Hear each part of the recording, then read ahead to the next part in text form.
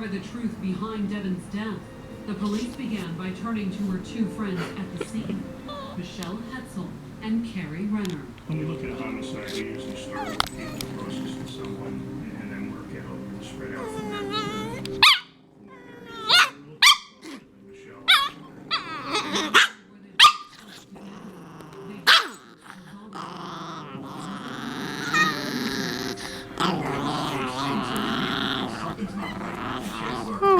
These people may be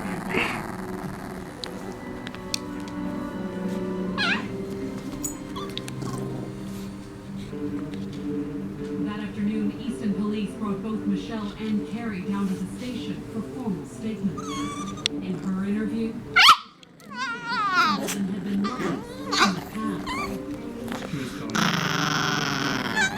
sexual relationship when they were both younger and in high school, but she was married now. Michelle said that she and Devon had remained close friends and had even spent the previous day together hanging out and partying. She admitted that her husband, Brandon Close, hadn't been very happy when she finally came home intoxicated around 9:30 p.m. Once the fight was over, Michelle said that she had been so upset that Brandon had agreed to call Devon to come over and sit with her.